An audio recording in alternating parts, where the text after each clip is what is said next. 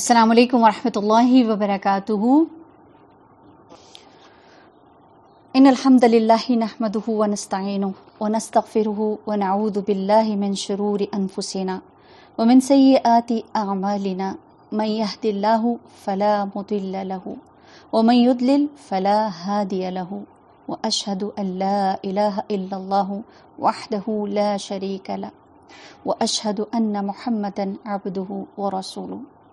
اللهم صل على محمد وعلى آل محمد كما صليت على إبراهيم وعلى آل إبراهيم إنك حميد مجيد۔ اللهم بارك على محمد وعلى آل محمد كما باركت على إبراهيم وعلى آل إبراهيم إنك حميد مجيد۔ يا أيها الذين آمنوا اتقوا الله حق تقاته ولا تموتن إلا وأنتم مسلمون۔ يا أيها الناس اتقوا ربكم الذي خلقكم من نفس واحدة وخلق منها زوجها وبث منهما رجالا كثيرا ونساء واتقوا الله الذي تساءلون به والأرحام إن الله كان عليكم رقيبا۔ يا أيها الذين آمنوا اتقوا الله وقولوا قولا سديدا يصلح لكم أعمالكم ويغفر لكم ذنوبكم ومن يطع الله ورسوله فقد فاز فوزا عظيما۔ أما بعد فأعوذ بالله من الشيطان الرجيم بسم الله الرحمن الرحيم۔ لقد من الله على المؤمنين إذ بعث فيهم رسولا من أنفسهم يتلو عليهم آياته ويزكيهم ويعلمهم الكتاب والحكمة وإن كانوا من قبل لفي ضلال مبين۔ اللہ تعالیٰ نے انسان کو دو چیزوں کا مرکب بنایا، دو چیزوں کے ساتھ مل کر انسان بنا۔ ایک انسان کا جسم جس کو اللہ تعالیٰ نے مٹی سے پیدا کیا اور اس کی ضروریات کا بندوبست بھی مٹی سے کر دیا۔ دوسری چیز، اللہ نے اس جسم میں روح کو داخل کیا اور روح کو اللہ نے آسمانوں سے بھیجا اور اس کی غذا اور اس کی خوراک کا بندوبست بھی اللہ تعالیٰ نے آسمان سے کیا۔ جس طرح جسم کی غذا کا خیال رکھنا ضروری ہے، اگر اس کو مناسب غذا نہیں ملتی تو وہ بیمار ہو جاتا ہے، اسی طرح روح کی غذا کا خیال نہ رکھا جائے تو وہ بھی بیمار ہو جاتی ہے۔ ہر چیز اپنی اصل کی طرف لوٹتی ہے۔ جیسے یہ مٹی سے بنا ہوا جسم ایک وقت کے بعد واپس مٹی میں چلا جاتا ہے، اور آسمانوں سے آنے والی روح کا اگر تو خیال رکھا جائے تو کہ اس کو جو اس کی غذا ہے، جو وحی الہی ہے، جو قرآن ہے، اس کا خیال رکھا جائے تو یہ روح بھی واپس اللہ کے پاس جاتی ہے اور اللہ تعالیٰ کی طرف سے انعام و اکرام کی مستحق ہو جاتی ہے۔ جب ہم روح کی غذا کا خیال رکھتے ہیں تو پھر جب وہ روح واپس اللہ کی طرف جاتی ہے اور اس کے لیے جو اس نے انعام و اکرام رکھے ہیں وہ اس کی مستحق بن جاتی ہے، اور ایسے شخص کی روح کو آسمان پر فرشتے کہتے ہوئے نظر آتے ہیں مرحبا برجال صالح، کہ اس نیک روح کو ہم خوش آمدید کہتے ہیں۔ لیکن اگر اس کا خیال نہ رکھا جائے تو اس کی پرواز پھر آسمانوں کی طرف نہیں ہوتی، آسمان دنیا کا دروازہ بھی نہیں اس کے لیے کھولا جاتا، اور وہ جسم جو زمین کے اوپر کی تہہ میں ہوتا ہے، روح اس سے بھی کئی نیچے چلی جاتی ہے۔ اس روح کی بدبختی ہوتی ہے کہ زمین کی تہوں میں اس کو پھینک دیا جاتا ہے، جہاں پر سجین ہے، جو بری روحوں کا مسکن ہے، ان کو وہاں پر بھیج دیا جاتا ہے۔ تو اللہ تعالیٰ کا انسانوں پر کروڑوں احسانات ہیں، اور اس میں سب سے بڑا احسان اس کا یہ ہے کہ اس نے اس امت کے لیے جس کو ہادی، جس کو مرشد ہمارے لیے بنا کر بھیجا، وہ ہماری کائنات کی سب سے اعلیٰ ترین ہستی ہے۔ ابھی ہم نے شروع میں آیت پڑھی تھی لقد من اللہ علی المؤمنین، کہ اللہ کا بہت احسان کہ اس نے مومنوں کی طرف ایک رسول بھیجا، اذ بعث فیہم رسولا من انفسہم، انہی میں سے، یتلو علیہم آیاتہ، وہ ان کو آیات پڑھ کر سناتا ہے، وَيُزَكِّيهِمْ اور ان کا تزکیہ کرتا ہے، وَيُعَلِّمُهُمُ الْكِتَابَ وَالْحِکْمَةَ اور ان کو کتاب اور حکمت کی تعلیم دیتا ہے، وَإِنْ كَانُوا مِنْ قَبْلُ لَفِي ضَلَالٍ مُبِينٍ وہ اس سے پہلے کیسے تھے؟ کھلی گمراہی میں تھے۔ تو اللہ تعالیٰ نے رسول اللہ صلی اللہ علیہ وسلم کو مبعوث فرمایا، جنہوں نے اپنی زندگی کے دن رات اللہ رب العزت کو راضی کرنے کے لیے اس کے پیغام کو ہم تک پہنچانے کے لیے وقف کر دیا، اور اس کے لیے پھر یتلو علیہم آیاتہ وہ لوگوں کو قرآن مجید پڑھ پڑھ کر سنایا کرتے، جس قرآن کی وجہ سے انسان کی روح تازہ ہوتی ہے، روح کو طاقت ملتی ہے، روح کی غذا کا بندوبست ہوتا ہے۔ انہی آیات کی روشنی میں دلوں میں جو روگ لگ چکا تھا نا، اس کو دھونے کے لیے جو نسخہ استعمال کیا وہ قرآن کی تلاوت تھی۔ پھر وَيُزَكِّيهِمْ صرف قرآن پڑھ پڑھ کر نہ سنایا، بلکہ اس آیات کی روشنی میں امت کی تربیت فرمائی، تزکیہ کیا۔ سب سے بڑے مربی مزکی سرتاج رسول محمد صلی اللہ علیہ وسلم صرف نظریات پیش کرنے نہیں آئے، بلکہ ان نظریات کی روشنی میں انہوں نے رجال تیار کیے تھے۔ یہی وجہ ہے کہ مکہ کے اندر جو لوگ تیار ہوئے، مدینہ کی طرف انہوں نے ہجرت کی، اور پھر پوری کائنات پر ان لوگوں نے حکومت کی۔ رسول اللہ صلی اللہ علیہ وسلم نے ایسی زبردست تربیت کی کہ پوری امت کے لیے روشنی کے مینار بن گئے، کہ وہ لوگ جو بدو تھے، جو ظلمت کے اندھیروں میں تھے، لیکن نبی پاک صلی اللہ علیہ وسلم نے اتنے خوبصورت انداز میں ان کے اوپر کام کیا کہ وہی لوگ آنے والے وقت میں بڑے بڑے مقام تک پہنچے۔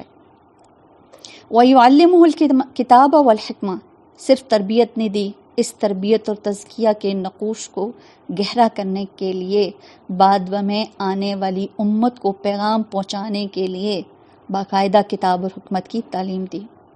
وہ کتاب و حکمت جس کو دنیا کے کونے تک پہنچانے کے لیے اللہ رب العزت نے اپنے محبوب کو کیا فرمایا؟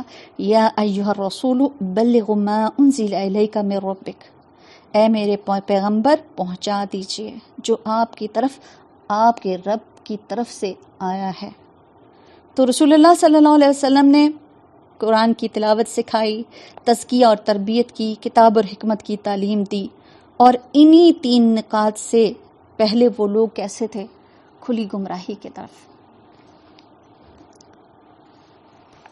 تو پھر اب کیا چیز سمجھ آتی ہے کہ نبی پاک صلی اللہ علیہ وسلم کی جو زندگی کا مقصد، جو ان کا مشن تھا، اس مشن کے ساتھ اب ہمارا معاملہ کیا ہوتا ہے؟ اس میں سب سے پہلی چیز جو ہمارے پاس آتی ہے وہ یہ ہے کہ ہم نبی پاک صلی اللہ علیہ وسلم کی بات کو اہمیت تبھی ہم دیں گے جب ہم ان کی حیثیت اور ان کی اہمیت کو سمجھیں گے۔ تو یاد رکھیے، نبی پاک صلی اللہ علیہ وسلم پر ایمان لانا ہمارے ایمان کا حصہ، ہمارے کلمہ ہمارا مکمل نہیں ہوتا جب تک کہ ہم نبی پاک صلی اللہ علیہ وسلم کی رسالت والے حصے کو بھی ایکسپٹ نہیں کرتے۔ سورۃ الاعراف کی آیت کا ایک آخری حصہ ہے، آیت نمبر 157، فالذین آمنوا بہ وعزروہ ونصروہ واتبعوا النور الذی انزل معہ اولئک ھم المفلحون۔ جو لوگ رسول پر ایمان لائے، اس کی حمایت اور مدد کی، اور اس نور یعنی قرآن کی پیروی کی جو اس کے ساتھ نازل کیا گیا ہے، وہی فلاح پانے والے ہیں۔ اب اس آیت کے تھوڑا سا اگر ہم پس منظر کو دیکھتے ہیں نا، تو جب موسیٰ علیہ السلام بنی اسرائیل کو لے کر مصر کی طرف نکلے تھے، تو اللہ تعالیٰ نے موسیٰ علیہ السلام کو تورات عطا کرنے کے لیے کوہ طور پر بلایا تھا۔ یہ آپ سب نے پڑھا ہے، آپ سب کو معلوم ہے۔ اب کیا ہوا تھا کہ ان کی غیر حاضری میں ایک فتنہ کھڑا ہوا تھا، اور کچھ لوگوں نے سامری کے ساتھ مل کر ایک بچڑے کو بنایا اور اس کی پھر عبادت شروع کر دی، اس کو پوجا کرنے لگے۔ تو جب حضرت موسیٰ علیہ السلام واپس آئے، دیکھا اور بہت غصہ بھی کیا اور غضبناک ہوتے ہیں، اور اللہ کی طرف سے کیا فیصلہ آتا ہے ان لوگوں کے لیے کہ اب ان کی معافی اسی صورت میں ہے کہ لوگ ایک دوسرے کو قتل کریں، اور اس طرح کئی ہزار اسرائیلی مارے گئے۔ اس کے بعد مزید استغفار کے لیے موسیٰ علیہ السلام اپنے 70 سرداروں کے ساتھ اللہ کے حضور حاضر ہوتے ہیں، وہاں استغفار کرتے ہیں، اور دعا کی کہ ہمارے لیے نیکی کا اندراج کر دیا جائے، اور دنیا میں بھی اور آخرت میں بھی۔ جواب کیا ملتا ہے؟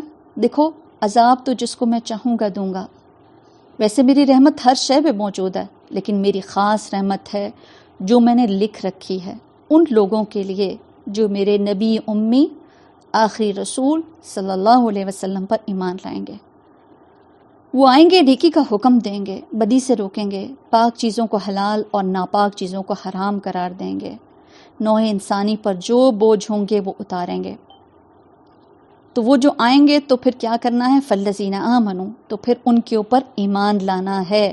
سب سے پہلی چیز کیا چیز آتی ہے؟ فالذین آمنوا، ایمان لے کر آنا، نبی پاک صلی اللہ علیہ وسلم پر ایمان۔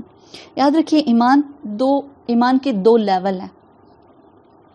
ایک ہے قانونی ایمان، جس کی بنیاد پر ہم ایک دوسرے کو مسلمان کہتے ہیں۔ ہم کہتے ہیں اشہد ان لا الہ الا اللہ وحدہ لا شریک لہ، اشہد ان محمد عبدہ ورسولہ۔ کوئی سکھ ہے، عیسائی ہے، پارسی ہے، کوئی بھی ہے، یہ کلمہ کہتا ہے اور پھر اسلام کے دائرے میں داخل ہو جاتا ہے۔ لیکن یہ زبانی کلامی ایمان انسان کی سیرت اور کردار پر اثر نہیں کرتا۔ یہی وجہ ہے کہ آج ہم دیکھتے ہیں کہ مسلمان ہے، جھوٹ بھی بولتا ہے، مسلمان ہے، بے ایمانی بھی کر رہا ہے، چیٹنگ بھی کر رہا ہے، مسلمان ہے لیکن اس کے ساتھ وہ خیانت بھی کر رہا ہے۔ تو یہ سب مسلمان ہیں۔ تو اس کی وجہ کیا ہے کہ کیوں ایک مسلمان اس کے ساتھ ساتھ یہ سب کام کر رہا ہے؟ کہ ہم صرف قانونی مسلمان ہیں اور ہمارا ایمان قانونی ایمان ہے۔ اس کے لیے اسلام کا لفظ قرآن میں آتا ہے، سورۃ الحجرات میں آتا ہے، آیت نمبر 14 میں، قالت الاعراب آمنا قل لم تؤمنوا ولكن قولوا اسلمنا ولما يدخل الایمان فی قلوبکم۔ اے نبی، یہ بدو کہتے ہیں ہم ایمان لائے، کہہ دو تم ہرگز ایمان نہیں لائے، تم ہرگز ایمان نہیں لائے، یوں کہو ہم مسلمان ہو گئے، ابھی تک ایمان تمہارے دلوں میں داخل نہیں ہوا ہے۔ تو ایمان کے داخل ہونے کا مطلب کیا ہے؟ کہ انسان اپنے ایمان کا ثبوت دے۔ بہرحال اللہ کا احسان ہے کہ اس نے ہم سب کو مسلمان بنایا اور مسلمان گھرانے میں پیدا کیا، اور ضرورت کس بات کی ہے کہ اس دوسرے ایمان کو لانے کی جس کو ہم کہتے ہیں شعوری ایمان، شعور کے ساتھ ایمان لانا۔ اور کوئی بھی چیز انسان جب کسی شعور کے ساتھ کسی چیز کو پکڑتا ہے نا تو پھر اس کی گرفت بڑی مضبوط ہوتی ہے۔ بالکل ایسے ہی کہ اگر ہمارا یہ دعویٰ ہے کہ ہم نبی پاک صلی اللہ علیہ وسلم پر ایمان لاتے ہیں تو پھر اس کے لیے ہمیں عملی ثبوت دینا ہوگا۔ اب ہم کہتے ہیں کہ نبی پاک صلی اللہ علیہ وسلم پر ایمان کا کیا ایسی ضرورت کہ کیوں؟ حدیث سے پتہ چلتا ہے، حضرت ابو ہریرہ رضی اللہ تعالیٰ روایت کرتے ہیں کہ آپ سے پوچھا گیا سب سے افضل عمل کون سا ہے؟ آپ صلی اللہ علیہ وسلم نے فرمایا اللہ اور اس کے رسول پر ایمان لانا، یعنی جیسے اللہ پر ایمان اور اس کے بعد اس کے رسول پر ایمان لانا اتنا ہی اہم ہے۔ اور اس کے بعد ہم جب دیکھتے ہیں کہ آپ صلی اللہ علیہ وسلم پر ایمان لانے کی بات ہوتی ہے تو پھر ہمارے لیے جب کچھ نمونے، کچھ ماڈلز ہوتے ہیں تو ہمارے لیے ان چیزوں کو لینا اور بھی زیادہ آسان ہو جاتا ہے اور اس کام کو ہم اور شوق کے ساتھ کرتے ہیں۔ یاد رکھیے، آپ صلی اللہ علیہ وسلم پر ایمان نہ لانے والے کا انجام کیا ہے؟ جہنم۔ نبی پاک صلی اللہ علیہ وسلم کی حدیث سے پتہ چلتا ہے، صحیح مسلم کی حدیث ہے، آپ صلی اللہ علیہ وسلم نے فرمایا قسم ہے اس ذات کی جس کے ہاتھ میں محمد صلی اللہ علیہ وسلم کی جان ہے، اس امت کا کوئی بھی آدمی خواہ وہ یہودی ہو یا عیسائی میرے بارے میں سن لینے کے بعد اس حالت میں مر جائے کہ وہ اس تعلیم کو نہ مانے جسے دے کر وہ بھیجا گیا ہے تو وہ جہنمی ہے۔ تو پھر ایمان لانا یا نہ لانا، اس کے علاوہ ہمارے پاس کوئی آپشن نہیں ہے۔ تو ایک مسلمان کے اوپر لازم ہے، وہ مسلمان کہلائے گا ہی تب کہ اللہ کے اوپر ایمان کے بعد وہ رسول پر ایمان بھی لے کر ہے۔ پھر ہم دیکھتے ہیں کہ باقی اصحاب کس طرح سے ایمان لے کے آئے۔ ہمارے پاس ایک واقعات کی ایک لمبی لسٹ نظر آتی ہے، حضرت ابوبکر صدیق کس طرح سے ایمان لاتے ہیں، حضرت عمر فاروق کے ایمان لانے کا واقعہ آپ سب جانتے ہیں، اور پھر ایمان لانے کے بعد اس کے اوپر جم جانا کہ کوئی کچھ بھی کر دے، جان سے مارنے کی بھی دھمکی دے رہا ہے، مارنے کو بھی تیار ہے، اس کے باوجود اس سے ہٹنے والے نہیں ہیں۔ حضرت خباب بن ارت کے بارے میں آتا ہے کہ فرماتے ہیں کہ میں زمانہ جاہلیت میں لوہار کا پیشہ کرتا تھا، اور میرا مالک جو تھا عاص بن وائل کی طرف سے میری کچھ رقم نکلتی تھی۔ میں اس کے پاس اپنی رقم مانگنے گیا تو کہنے لگا جب تک تم محمد صلی اللہ علیہ وسلم کا انکار نہیں کرو گے میں تمہیں تمہاری رقم نہیں دوں گا۔ حضرت خباب نے کیا کہا؟ اللہ کی قسم اگر تم مر کر دوبارہ زندہ ہو جاؤ تب بھی میں محمد صلی اللہ علیہ وسلم کا انکار نہیں کروں گا۔ تو ایسی بہت ساری قربانیاں دینے کے بعد کہ آج ہمارے پاس اسلام اس حالت میں پہنچا۔ پھر ہم کہتے ہیں کہ ہم ایمان لے کر آئے۔ ایمان پر آپ تبھی جم سکتے ہیں جب آپ ایمان کا دعویٰ اس وقت کر سکتے ہیں جب آپ اطاعت کرنے والے ہوں، جب آپ اتباع کرنے والے ہوں۔ اب اطاعت اور اتباع میں کیا فرق ہے کہ اطاعت ان کاموں میں ہوتی ہے جن میں حکم دیا جاتا ہے، کہ کوئی آپ کو کہتا ہے آپ ایسے کر لیں، آپ کہتے ہیں جی کر لیا۔ اور اتباع کیا ہوتی ہے کہ آپ کسی کی محبت، کسی کی تعظیم میں کسی حکم کا انتظار سے پہلے ہی مان لیتے ہیں، خاموشی سے پیروی کیے چلے جاتے ہیں۔ اور یہ سب چیزیں کب ہوتی ہیں؟ جب ہم کسی سے محبت کرتے ہیں۔ اب محبت کے بارے میں بات کریں تو محبت کسی سے کیسے ہوتی ہے، کب ہوتی ہے؟ محبت کے لیے کچھ اگر دیکھا جائے تو کبھی ہمیں محبت کسی خونی رشتے کی وجہ سے ہوتی ہے کہ وہ اللہ نے ڈال دی، خونی رشتہ ہے آپ کا۔ کبھی محبتیں ہوتی ہیں کہ جب تک ان کے بارے میں جانا نہ جائے نا، آپ وہ محبت اپنے اندر ڈال نہیں سکتے۔ جیسے اگر ہم یہ کہیں کہ ہماری دنیا میں آنے کا مقصد اپنے رب کی ذات کو پانا ہے، تو جب آپ اپنی ذات رب کی ذات کو پاتے ہیں، جیسے جیسے آپ کو اس کی معرفت ہوتی جاتی ہے ویسے ویسے اس کی عظمت، اس کی محبت آپ کے دل میں بڑھتی جاتی ہے۔ ایسے ہی نبی پاک صلی اللہ علیہ وسلم سے بھی ہمارے محبت کے بہت دعوے ہیں، لیکن ہم جب اس کے بارے میں جانتے نہیں، ان کو پہچانتے نہیں، تو پھر وہ محبت اندر ویسی جاگزی نہیں ہو سکتی کہ وہ محبت کہ جو آپ کو بڑی قربانیاں دینے کے لیے تیار کرتے ہیں۔ محبوب کے لیے تکلیف اٹھانی پڑتی ہے نا، راحت کو چھوڑنا پڑتا ہے۔ اگر واقعی محبت ہو تو پھر انسان کے لیے عمل آسان ہو جاتا ہے کہ نہیں؟ جیسے ایک ماں ہے، اس کو اپنی اولاد سے محبت ہوتی ہے تو وہ پھر ہر وقت ہر موقع پہ کچھ بھی اپنی اولاد کے لیے کر گزرنے کو تیار ہو جاتی ہے۔ اسی وجہ سے تو ہمارے لیے یہ محبتیں ہمارے لیے امتحان بن گئی ہیں نا۔ تو رسول اللہ صلی اللہ علیہ وسلم سے محبت کرنا اہل ایمان پر فرض ہے، اور جو اللہ کے علاوہ باقی تمام محبتوں پر غالب آ جائے۔ سورۃ توبہ کی آیت ہے، آیت نمبر 24 میں آتا ہے، اے نبی کہہ دو اگر تمہارے باپ، تمہارے بیٹے، تمہارے بھائی، تمہاری بیویاں، تمہارے عزیز و قارب، تمہارے وہ مال جو تم نے کمائے ہیں، تمہاری تجارت جس کے مندہ پڑنے کا تمہیں ڈر ہے، اور تمہارے پسندیدہ گھر تمہیں اللہ اور اس کے رسول اللہ کی راہ میں جہاد سے زیادہ محبوب ہیں، تو پھر انتظار کرو یہاں تک کہ اللہ کا فیصلہ آ جائے، اور یاد رکھو اللہ تعالیٰ ایسے فاسقوں کی رہنمائی نہیں کرتا۔ اسی طرح حضرت انس کہتے ہیں کہ رسول اللہ صلی اللہ علیہ وسلم نے فرمایا کوئی آدمی اس وقت تک مومن نہیں ہو سکتا جب تک وہ اپنے بیٹوں، اپنے باپ اور سارے لوگوں سے بڑھ کر میرے ساتھ محبت نہ کرے۔ اب ہمیں دیکھنا ہے کہ یہ جتنے بھی چیزوں کے نام یا رشتوں کے نام گنوائے گئے، ان کے مقابلے میں ہماری نبی پاک صلی اللہ علیہ وسلم سے محبت کیسی ہے؟ دعوے تو بہت ہے نا، ہم کہتے ہیں ہم نبی پاک صلی اللہ علیہ وسلم سے محبت کرتے ہیں، اور وہ محبت ہماری کیا ہے کہ سال میں ایک دن اس محبت کا اظہار کر لیتے ہیں، یا پھر یہ ہے کہ چند لوگ جمع ہو کر کچھ آپ کی محبت میں کچھ اشعار کچھ گنگنا لیتے ہیں، یہ ہماری محبت ہے، یا پھر اس سے آگے یہ وہ والی محبت کی جس کا کوئی فائدہ نہیں ہے کہ آپ کہیں ننگے پاؤں چل کر ہم مدینہ تک پہنچ جائیں، اس طرح کی محبتیں۔ لیکن اگر ہم صحابہ کی محبتوں کو دیکھتے ہیں تو ان کی محبتوں نے بہت کچھ کر کے دکھایا کہ آپ کی وفات کے بعد بھی پورے عرب میں سب طرف پھیل گئے، کس لیے؟ آپ کے مشن کو آگے پہنچانے کے لیے۔ حضرت انس بن مالک کہتے ہیں کہ حضرت ابوبکر صدیق حضرت عباس انصار کی ایک مجلس کے پاس گزرے تو دیکھا وہ رو رہے تھے.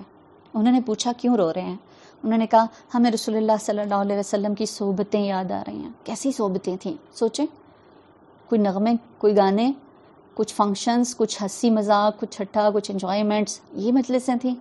نہیں، ان مجلسوں میں وہ اللہ کی باتیں کیا کرتے تھے، ان سے دین کا علم سیکھا کرتے تھے، اپنی زندگیوں کو گزارنے کے طریقے سمجھتے تھے. تو کہتے ہیں ہمیں نبی اکرم صلی اللہ علیہ وسلم کی صحبتیں یاد آ رہی ہیں. یہ سن کر وہ دونوں رسول اللہ صلی اللہ علیہ وسلم کی خدمت میں حاضر ہوئے. آپ صلی اللہ علیہ وسلم کو انصار کی بات بتائی. آپ صلی اللہ علیہ وسلم نے اپنے سر پر چادر باندھے ہوئے باہر نکلے. آپ کے سر مبارک میں بہت درد تھا. ممبر پر چڑھے. بس یہ آپ صلی اللہ علیہ وسلم کی حیات طیبہ کا آخری خطبہ تھا. آپ صلی اللہ علیہ وسلم نے اللہ کی حمد و ثنا فرمائی، پھر ارشاد فرمایا لوگوں میں تم کو انصار کے بارے میں وصیت کرتا ہوں، وہ تو میرے قلب و جگر ہیں، ان پر جو میرا حق تھا وہ ادا کر چکے، اب ان کا حق جنت باقی ہے. ان میں سے جو کوئی نیک ہو اس کی قدر کرنا اور جو کوئی برا ہو اس کے قصور سے درگزر کرنا. اسے بخاری نے روایت کیا ہے. یہ اس وقت کی بات ہے کہ جب آپ صلی اللہ علیہ وسلم مرض الموت میں تھے، اور اس وقت میں آپ کے لیے ان مجلسوں کو یاد کیا جا رہا ہے. اور پھر آپ صلی اللہ علیہ وسلم کیا تلقین کر رہے ہیں کہ یہ میرے دل کے ٹکڑے ہیں، ان کے اوپر جو میرا حق تھا، کہ جب مجھے ان کی ضرورت تھی، آپ صلی اللہ علیہ وسلم جب ہجرت کر کے آئے تو انصار نے ہی تو ان کو ویلکم کیا تھا، اور وہاں سے ہجرت کرنے سے پہلے بھی انہوں نے ہی تو آپ کو پناہ دینے کا وعدہ کیا تھا اور آپ کو دعوت دی تھی کہ یہاں آپ کے لیے آپ کے مشن کو لے کر چلنا مشکل ہے، آپ ہمارے پاس آ جائیں. اور آپ صلی اللہ علیہ وسلم کو پناہ دینا کچھ ایسی چھوٹی بات نہیں تھی، یہ سب پورے عرب کو اپنے خلاف کر دینا تھا. اس وقت میں انہوں نے وہ سٹینڈ لیا تھا کہ آپ صلی اللہ علیہ وسلم اپنے آخری وقت میں ان کے لیے کہتے ہیں کہ اب ان کا حق کیا باقی ہے کہ اب ان کو جنت میں داخل کرنا.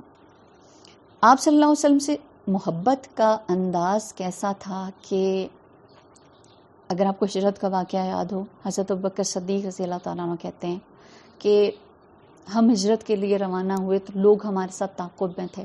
مطلب آپ کے اوپر جب کئی 100 اونٹوں کا انعام رکھا گیا تھا تو اس وقت میں ہر ایک کی کوشش تھی کہ کوئی آپ کو پالے اور وہ انعام حاصل کر لے. تو بہت سے لوگ آپ کے تعاقب میں نکلے تھے. ان میں سے ایک سراقہ بن مالک تھا جو اپنے گھوڑے پر ہمارے تک پہنچ گیا اور کیا کہتے ہیں، میں نے کہا یا رسول اللہ صلی اللہ علیہ وسلم تعاقب میں شخص ہمارے قریب پہنچ گیا. آپ صلی اللہ علیہ وسلم نے ارشاد فرمایا غم نہ کرو، اللہ ہمارے ساتھ ہے. پھر وہ اس قدر ہمارے قریب آ گیا کہ ہمارے اس کے درمیان 1 2 یا 3 نیزوں کے برابر فاصلہ رہ گیا. میں نے عرض کیا یا رسول اللہ صلی اللہ علیہ وسلم اس نے تو ہمیں پکڑ لیا، اور میں رونے لگا. آپ صلی اللہ علیہ وسلم نے ارشاد فرمایا ابوبکر کیوں روتے ہو؟ میں نے عرض کیا اللہ کی قسم میں اپنی جان کو خطرے میں دیکھ کر نہیں رو رہا، بلکہ مجھے آپ صلی اللہ علیہ وسلم کی جان کا خطرہ ہے، اس لیے رو رہا ہوں. ابوبکر صدیق رضی اللہ عنہ کا رونا ایک یہ تھا، ایک رونا وہ بھی تھا کہ جب ہجرت کے لیے نکلتے ہیں کہ نبی پاک صلی اللہ علیہ وسلم نے ہجرت سے پہلے تمام مسلمانوں کو حکم دے دیا تھا کہ آپ لوگ جا سکتے ہیں، لیکن خود کس چیز کا انتظار میں تھے؟ اللہ کے حکم کی طرف سے، کیونکہ جب تک کسی نبی کو اللہ کی طرف سے حکم نہیں آتا وہ اپنی جگہ کو نہیں چھوڑ سکتا. تو حضرت ابوبکر صدیق روز پوچھتے نبی پاک صلی اللہ علیہ وسلم کیا اجازت مل گئی؟ تو آپ ان کو منع کر دیتے کہ نہیں ابھی نہیں. ایک دفعہ کیا ہوتا ہے کہ آپ جاتے ہیں، دوپہر کا وقت ہے، بالکل دھوپ کا، اور ایک ان یوزول سا ٹائم تھا، اور ابوبکر صدیق رضی اللہ عنہ کے گھر میں. حضرت عائشہ رضی اللہ عنہ کہتی ہیں کہ ہم سب حیران تھے کہ ایسے وقت میں کبھی آپ صلی اللہ علیہ وسلم آئے نہیں، اور عربوں کے ہاں اس چیز کو بڑا سمجھا بھی جاتا تھا، شدید گرمی کا وقت دوپہر میں کسی کے گھر آنا جانا معیوب سمجھا جاتا تھا. بہرحال آپ صلی اللہ علیہ وسلم وہاں پہنچتے ہیں اور حضرت ابوبکر صدیق رضی اللہ عنہ کو خبر دیتے ہیں کہ مجھے یہاں سے ہجرت کی اجازت مل گئی ہے. حضرت ابوبکر صدیق رضی اللہ عنہ ایک دم سے کہتے ہیں میں بھی آپ کے ساتھ جاؤں گا. آپ سوچیں اس وقت میں ان کی یہ ایکسائٹمنٹ، حالانکہ ان کا یہ کہنا یا ان کا ساتھ جانا کوئی خطروں سے خالی نہیں تھا. ابھی ہم یہ جو پچھلی حدیث کو ہم نے پڑھا، لیکن کیا کہتے ہیں میں بھی آپ کے ساتھ جاؤں گا نا. نبی پاک صلی اللہ علیہ وسلم کہتے ہیں ہاں تم بھی میرے ساتھ جاؤ گے. حضرت عائشہ رضی اللہ تعالیٰ کہتی ہیں میں نے زندگی میں پہلی بار ایک چیز کو پایا کہ کوئی شخص خوشی میں بھی ایسے روتا ہے کہ حضرت ابوبکر صدیق رضی اللہ تعالیٰ عنہ خوشی سے رونے لگ گئے کہ میں بھی آپ صلی اللہ علیہ وسلم کے ساتھ ہجرت کروں گا.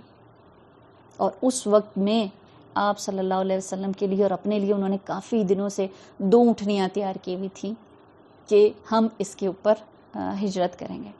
تو وہ فوراً کہتے ہیں کہ نبی پاک صلی اللہ علیہ وسلم یہ 2 اونٹنیاں ہیں، یہ ان کو میں نے خوب کھلا پلا کر خوب فربا کر کیا ہوا ہے، اس کے اوپر ہم جائیں گے.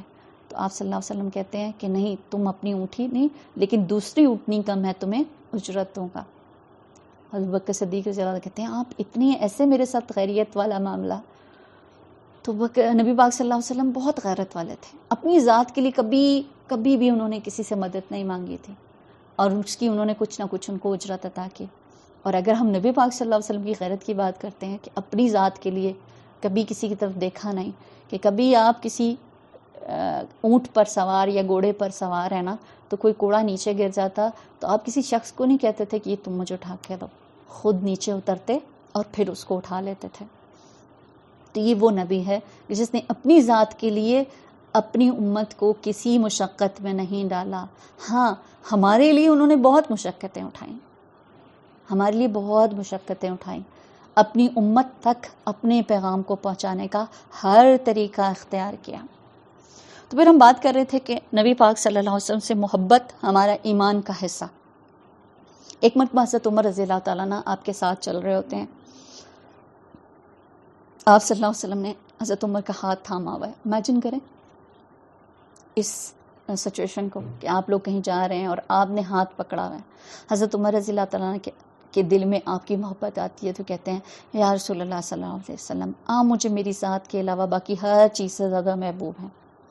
نبی اکرم صلی اللہ علیہ وسلم فرمایا نہیں، قسم ہے اس ذات کی جس کے ہاتھ میں میری جان ہے، تم اس وقت تک مومن نہیں ہو سکتے جب تک میرے ساتھ اپنی جان سے بھی زیادہ محبت نہ کرو. تب حضرت عمر رضی اللہ تعالیٰ کے عرض کرتے ہیں اللہ کی قسم اب تو آپ مجھے اپنی جان سے بھی زیادہ محبوب ہیں. تو نبی پاک صلی اللہ علیہ وسلم کیا فرماتے ہیں، اے عمر اب تم پورے مومن ہو. تو کبھی ایسا نہیں تھا حضرت عمر رضی اللہ تعالیٰ عنہ سے نبی پاک صلی اللہ علیہ وسلم کی محبت میں کہیں کمی تھی، لیکن کبھی انسان لا علمی لا شعوری میں یہ چیزیں سوچتا ہی نہیں کہ آپ کی ایمان کا، آپ سے محبت کا معیار کتنا بلند ہے. ہم سب کا معاملہ بالکل ویسا ہی ہے، جیسے ہم کسی چیز سے بالکل انجان ہوتے ہیں نا، تو ہم اس کی اہمیت کو نہیں سمجھتے کہ اگر کسی فقیر کے کشکول میں ہیرا پڑا ہوا ہو اور وہ اس کو ایک پتھر سمجھ کر لوگوں سے مانگتا پھر رہا ہو، بالکل ایسا ہی ہے کہ نبی پاک صلی اللہ علیہ وسلم کی ذات کی اہمیت کو ہم سمجھ ہی نہیں پاتے. اس لیے ہمارا معاملہ بھی ان کے ساتھ اس طرح کا نہیں ہوتا جیسا کہ ہونا چاہیے. حضرت خبیب کے بارے میں آتا ہے کہ ان کو جب قتل کیا جانے لگا نا ان کے دشمنوں نے، تو انہیں قسم دے کر پوچھا گیا کہ کیا تمہیں یہ پسند ہے کہ تمہاری جگہ محمد صلی اللہ علیہ وسلم ہوتے اور تم پھانسی پانے سے بچ جاتے، کہ تم کو نہ مارا جاتا.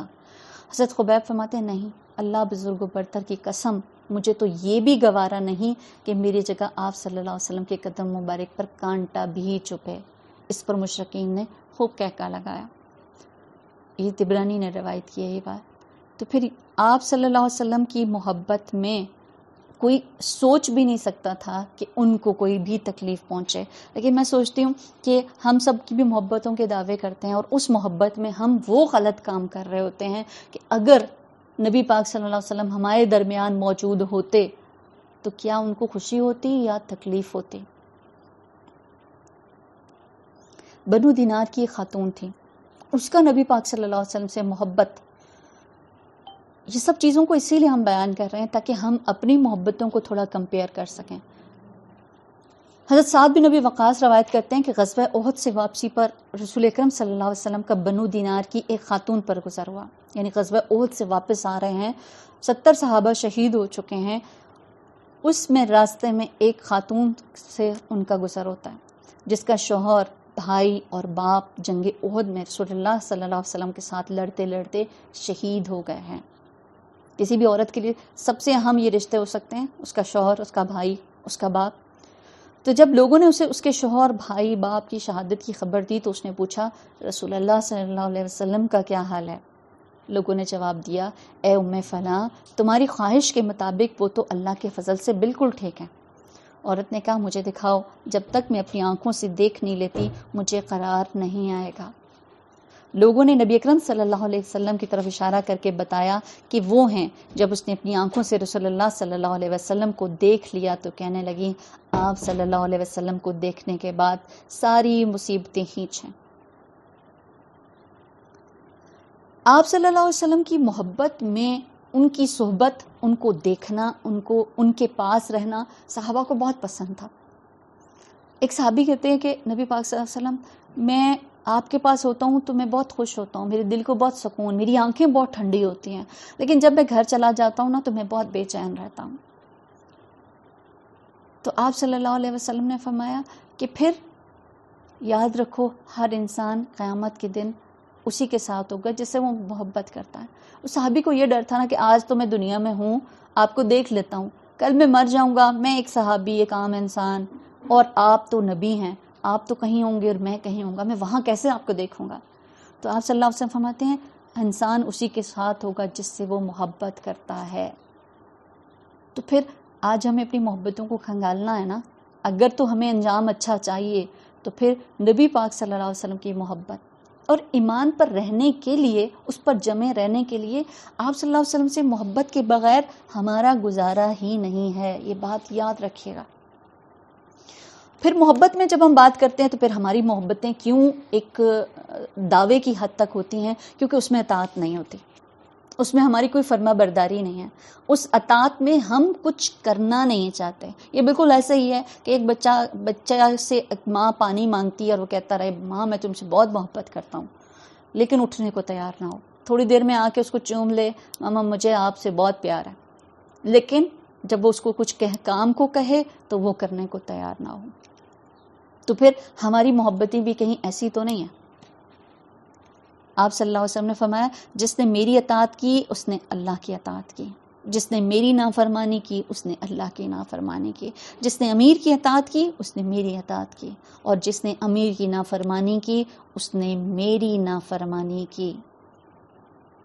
پھر امیر کی اطاعت میں کیا شرط ہوگی؟ کتاب اور سنت کے احکام کے ساتھ مشروط ہے کہ اگر امیر قرآن اور سنت کے مطابق حکم دے رہا ہے تو پھر اس کو ایسے ہی ماننا ہے، اس کی بات کو، جیسا کہ نبی کی بات کو ماننا۔ اگر وہ نہیں ہے تو پھر اس کی اطاعت اس کے اوپر لازم نہیں ہے۔ یہ صحیح مسلم کی روایت ہے۔ تو پھر کیا چیز سمجھ آتی ہے کہ نبی کی اطاعت بھی دراصل اللہ کی اطاعت۔ کیوں؟ کیونکہ نبی پاک صلی اللہ علیہ وسلم کوئی بھی بات اپنی مرضی سے نہیں کہتے تھے، اللہ کی اذن سے ہی سب باتیں ان کی ہوتی تھیں، کوئی بات اپنی خواہش نفس سے نہیں کرتے تھے، اور اگر کبھی ایسی کوئی بات ہوئی بھی تو اللہ سبحانہ تعالیٰ نے ان کی اصلاح فرما دی تھی۔ پھر اگر اطاعت کی بات آتی ہے تو ہم کتنی سنتوں کے بارے میں سنتے ہیں لیکن ہم ان کو کرنے پر آمادہ نہیں ہوتے۔ دراصل وہ پیچھے چین میں کمزوری ہوتی ہے نا، ہماری ویسی محبت نہیں ہے کہ ہم کسی عمل کو کرنے کو تیار نہ ہوں، اس سے پیچھے جاتے ہیں تو ہمارے ایمان میں پھر کمزوری ہوتی ہے۔ جب ایمان مضبوط ہوتا ہے، جب ایمان تر و تازہ ہوتا ہے، جب ایمان ہمارا فریش ہوتا ہے، جب ہم نے کوئی اچھی چیز ایسی سنی ہوتی ہے جو ہمارے ایمان کو فریش کر دینے والی ہوتی ہے، اتنی ہی ہمارے اندر اطاعت گزاری بڑھ جاتی ہے، اتنی ہی محبت اور جاگزی ہو جاتی ہے۔ یاد رکھیے رسول اللہ صلی اللہ علیہ وسلم کی اطاعت اور فرمانبرداری نہ کرنا اس شخص کے لیے سزا کا باعث ہو سکتا۔ اسد سلمہ بن اقوا سے روایت ہے کہ ان کے باپ نے انہیں بتایا کہ ایک آدمی رسول اللہ صلی اللہ علیہ وسلم کے پاس بائیں ہاتھ سے کھانا کھایا۔ آپ صلی اللہ علیہ وسلم فرمایا اپنے دائیں ہاتھ سے کھاؤ۔ اس آدمی نے جواب دیا میں ایسا نہیں کر سکتا۔ آپ صلی اللہ علیہ وسلم نے ارشاد فرمایا اچھا اللہ کرے تجھ سے ایسا نہ ہو سکے۔ اس شخص نے تکبر کی وجہ سے یہ بات کہی تھی، حالانکہ کوئی اس کو شرعی عذر نہیں تھا، یعنی ہو سکتا ہے کہ کسی کے دائیں ہاتھ میں کچھ تکلیف ہو اور وہ بائیں ہاتھ کا استعمال کرے، لیکن اس کو ایسا کوئی مسئلہ نہیں تھا۔ راوی کہتے ہیں کہ وہ شخص عمر بھر اپنا دایاں ہاتھ منہ تک نہ اٹھا سکا۔ تو پھر جو شخص اطاعت سے روگردانی کرتا ہے، غفلت کرتا ہے، پھر اللہ اس کو توفیق بھی نہیں دیتا کہ وہ اس کام کو کر سکے۔ تو جب بھی کوئی بات بھی سنیں اس میں کبھی بھی یہ مت کہیں کہ یہ ہو نہیں سکتا۔ ایسا کرنا، اطاعت سے نہ انکار کرنا، انسان کا اپنے لیے آفتوں اور فتنوں کے دروازوں کو کھول دینا ہے۔ ٹھیک ہے؟ حضرت علی رضی اللہ تعالیٰ عنہ کا ایک واقعہ جو ہمیں پتہ چلتا ہے آپ کی اطاعت میں، کہ حضرت علی رضی اللہ تعالیٰ عنہ خود کہتے ہیں کہ مجھے رسول اللہ صلی اللہ علیہ وسلم نے ایک ریشمی جوڑا دیا، میں اسے پہن کر نکلا تو آپ کے چہرے مبارک پر غصے کے آثار دیکھے، تو کہتے ہیں اس کو پھاڑ کر گھر کی خواتین کو دے دیا۔ کیوں؟ غصے کے اظہار تھا کہ اس بات کا دلیل ہے کہ مردوں کے لیے ریشمی لباس پہننا منع کر دیا گیا ہے۔ اسی طرح آپ صلی اللہ علیہ وسلم کی اطاعت میں جو چیز ہمیں ملتی ہے کہ ایک انصاری صحابی سے آپ صلی اللہ علیہ وسلم کہتے ہیں کہ اپنی بیٹی کا نکاح مجھ سے کر دو۔ انصاری نے کہا حاضر، یہ کیوں نہیں نبی پاک صلی اللہ علیہ وسلم، یہ تو میرے لیے باعث عزت اور آنکھوں کی ٹھنڈک ہے۔ آپ نے ارشاد فرمایا یہ رشتہ مجھے اپنی ذات کے لیے نہیں چاہیے۔ انصاری نے کہا یا رسول اللہ صلی اللہ علیہ وسلم، پھر آپ کو کس کے لیے طلب ہے؟ آپ نے ارشاد فرمایا جلابیب کے لیے۔ انصاری نے عرض کیا یا رسول اللہ آپ اجازت دیں میں اس کی والدہ سے مشورہ کر لوں، کیونکہ جلابیب کے بارے میں آتا ہے کہ وہ کچھ خوش شکل نہیں تھے، کچھ مال و دولت بھی، کوئی کام کاروبار بھی ایسا نہیں تھا، تو اس کے لیے پھر انصاری کہتے ہیں کہ میں ذرا اپنے گھر والوں سے مشورہ کر لوں۔ انصاری نے گھر آ کر اپنی والدہ اس بچی کی والدہ سے کہا کہ رسول اللہ صلی اللہ علیہ وسلم تمہاری بیٹی کا رشتہ مانگتے ہیں۔ والدہ نے کہا بہت خوب، یہ تو ہماری آنکھوں کی ٹھنڈک ہے۔ انصاری نے کہا خود اپنے لیے نہیں بلکہ جلابیب کے لیے۔ انصار کی بیوی نے کہا جلابیب اس لائق کہاں، واللہ ہم اپنی بیٹی کا اس سے کبھی نکاح نہیں کریں گے۔ جب انصاری صحابی مشورے کے بعد واپس جانے لگتے ہیں تاکہ آپ صلی اللہ علیہ وسلم کو اپنی بیوی کے فیصلے سے آگاہ کریں، تو وہ بچی جس کے لیے وہ رشتہ آیا تھا اس نے کہا تمہارے پاس میرے نکاح کا پیغام کس نے بھیجا ہے؟ اس لڑکی کی ماں نے اس کو بتایا کہ رسول اللہ صلی اللہ علیہ وسلم ہے۔ تو اس عورت نے کہا، اس لڑکی نے کہا کیا رسول اللہ صلی اللہ علیہ وسلم کا انکار کرو گے؟ آپ لوگ مجھے رسول اللہ صلی اللہ علیہ وسلم کے حوالے کر دیں، وہ مجھے ضائع نہیں کریں گے۔ انصاری نے جا کر نبی پاک صلی اللہ علیہ وسلم کو پیغام دے دیا اور اپنا معاملہ، اپنی بیٹی کا معاملہ ان کے سپورٹ کر دیا، اور آپ نے اس کا نکاح جلابیب کے ساتھ کر دیا۔ آج اگر ہمیں اس طرح کی چیزیں آتی ہیں جو ہمیں ظاہر لگ رہا ہوتا ہے کہ ہمیں نقصان دے رہی ہیں، ہم ایسے کاموں کے لیے کبھی بھی آمادہ نہیں ہوں، لیکن صحابیات کا رویے کو ہم دیکھتے ہیں تو وہ کس طریقے سے بغیر نتیجے کو سامنے رکھے جب حکم آیا تو بس کر لیا، اس میں کسی مزید اور کسی جرح کی یا کسی مزید سوچنے کی یا غور و فکر کرنے کی ضرورت نہیں رہی۔ تو صحابہ کا تو یہ انداز تھا۔ آپ کو پتہ ہے کہ مدینہ میں جب شراب کا حکم آیا تھا، اس وقت میں جب شراب ایسے پی جاتی تھی جیسے آپ کوئی سادہ پانی پیتے ہو یا آپ کے یہاں کوئی جو مشروب بہت زیادہ استعمال ہوتا ہو، اور پھر وہ چیز بھی جو آپ کے آباء و اجداد سے بڑی راسخ ہو گئی ہو، تو اس وقت میں اگر یہ حکم آتا ہے کہ شراب حرام ہو گئی، کہتے ہیں اس وقت میں مدینہ میں شراب ایسے بہہ رہی تھی جیسے کہ پانی کی ندی بہہ رہی ہو۔ کسی صحابی نے اس کے بارے میں کوئی آرگیو نہیں کیا، ایون یہ کہ یہاں تک بھی کہا جاتا ہے کہ کوئی جو پی چکا تھا اس وقت میں اس نے اپنے انگلیاں حلق میں ڈال کر اس سے الٹیاں کر لیں۔ تو یہ تو اگر ہم مردوں کی دیکھیں، اور خواتین کے بارے میں بھی جہاں ہمیں ہمارے اس متعلقہ کچھ احکامات ملتے ہیں نا، اس میں بھی ہم بڑے عذرات کو سوچ رہے ہوتے ہیں۔ ایک موقع پر نبی پاک صلی اللہ علیہ وسلم دیکھتے ہیں کہ نماز کے بعد جیسے مرد عورتیں نکلتے ہیں نا، تو عورتیں بھی سڑک کے درمیان میں چل رہی تھیں، تو آپ صلی اللہ علیہ وسلم فرمایا تمہارا بیچ میں چلنے کا حق نہیں، سائیڈ پر ہو جاؤ، ایک طرف ہو کر چلو۔ کہتے ہیں اس وقت میں صحابیات کا یہ عالم تھا کہ دیوار کے ساتھ چپک کر ان کے کپڑے ان کے ساتھ الجھ رہے ہوتے تھے، اس طرح چلتے۔ پردے کا حکم آیا جیسے لوگ کھیتوں میں کام کر رہے ہوتے تھے، اس طرح سے اگر وہ کہیں پر کام میں ہیں، کہیں پر نکلی ہوئی ہیں، تو وہ اپنے آپ کو انہوں نے درختوں کی اونٹ میں اپنے آپ کو روک لیا کہ اس وقت تک یہاں سے نہیں نکلیں گے جب تک کہ ہمیں پردے کے لیے کوئی چیز نہ لا دے کی جائے، تب تک نہیں نکلیں گے یہاں سے۔ آج کتنے حکم پڑھنے کے بعد بھی ہم سب ویسے ہی بیٹھے ہوئے ہیں اور یہی چیزیں دیکھ رہے ہیں کہ نہیں ابھی ہمارے ارد گرد میں ایسی چیزیں نہیں ہو رہی نا، تو یہ کام ہم سے نہیں ہو سکتا، ہم نہیں کر سکتے، ہمارے لیے بہت مشکل ہے۔ تو یہ سب چیزیں ہمارے سوچنے والی ہیں۔ ہم سب محبتوں کے دعوے کرنے والے، ہم سب ان چیزوں کو کرنے میں پھر ابھی بھی ہم ریلیکٹنٹ رہتے ہیں، ہچکچاتے رہتے ہیں، یا پھر لوگوں کا خوف، لوگ کیا کہیں گے، ہمارے گھر والے کیا کہیں گے، خاندان والے کیا کہیں گے. بہرحال ان سب چیزوں کو ہم سب اگر دعوت کرتے ہیں نبی پاک صلی اللہ علیہ وسلم کی محبت کا تو پھر کرنا ہوگا. قل ان کنتم تحبون اللہ فاتبعونی یحببکم اللہ ویغفر لکم ذنوبکم واللہ غفور رحیم. کہہ دیجئے اگر تم اللہ سے محبت کرتے ہو تو میرا اتباع کرو، اللہ تم سے محبت کرے گا اور تمہارے گناہوں کو معاف کر دے گا. پھر یہ کہ جس سے محبت ہوتی ہے نا اس کا احترام بھی لازمی ہوتا ہے. ہم محبت میں بھی تو پھر انتہا پر چلے جاتے ہیں. تو یہاں پر کیا ہے؟ احترام. جس محبت میں احترام نہ ہو وہ باقی نہیں رہ سکتے. اس لیے اللہ تعالیٰ نے قرآن میں بھی سورۃ الحجرات میں فرمایا نا کہ اے لوگو جو ایمان لائے ہو اللہ اور اس کے رسول سے آگے نہ بڑھو، جہاں وہ رکنے کو کہیں رک جاؤ. آپ صلی اللہ علیہ وسلم کے زمانے میں تو آگے نہ چلو اور بولنے میں آگے نہ بڑھو، لیکن آج ہمارے لیے کیا ہے کہ ہم ان کی بات سے آگے اپنی ذات، اپنی سوچ، اپنے فلسفے، اپنے نظریات کو اہمیت نہ دیں.